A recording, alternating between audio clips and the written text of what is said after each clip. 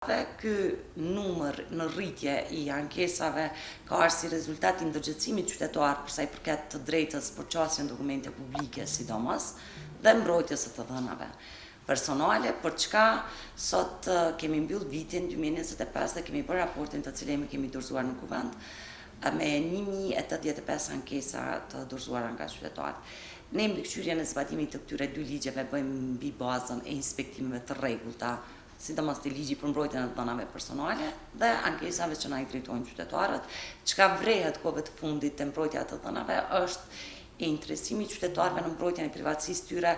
jo vetëm përmes marrjes të dhënave nga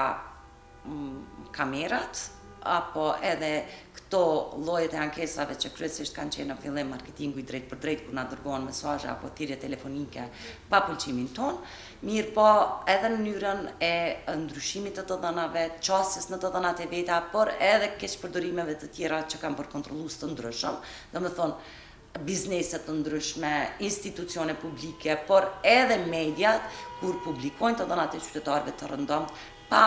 pas bazë ligjore të publikimit të tyre. Po sigurisht çështja e marrjes dhënave personale përmes kamerave ka qenë një prej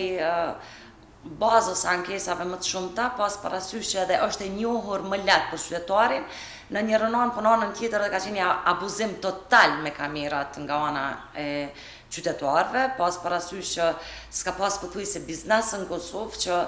kamerat i ka të drejtuara nga rruga dhe për fat të keq këto pamje janë përdorur dhe vazhdojnë të përdoren edhe nga policia e Kosovës si sigurues të randit dhe qetësisë të qytetarëve. Mirë po se a ka ende dhe a vazhdon një abuzim me kamerat vazhdon dhe ne jemi të vetëdijshëm për këtë, por e ceka edhe në fillim qytetarët kanë filluar të ndërgjegjësohen edhe në veprimet e tyre që po i bëjnë në internet o hapun. Mbet shumë shqetësuese dhe është alarmante çështja e edukimit të fëmijëve në veprimet e tyre në internet, qyrja e platformave të cilat ofrojnë qofshin shërbime apo përmbajtje që mund të prekin fëmijët shumë lehtë. Dhe këto kemi edhe rezultate që kanë ndodhur apo që janë marrë veprime nga autoritetet e ndryshme botërore, por edhe evropiane, sidomos ndaj gjigantëve të mëdhenj siç janë Meta, Google, ku janë gjëbit me shumë të mëdha pikërisht për shkak të algoritmeve të cilat i përdorin ata për t'i nxitur fëmijët që të jenë prej e thjesht këtyre sulmeve edhe kriminalëve kibernetik që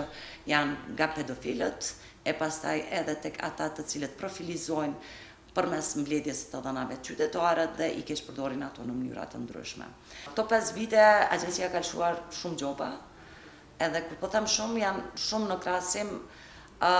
jo me numrin e ankesave që kemi pas, por kemi lëshuar gjoba ndaj gjitha institucioneve të cilat nuk kanë zbatuar ligjin për mbrojtjen e dhënave apo ligjin për qasjen e dokumente publike. Dhe këtu nuk përfshihet vetëm agjencia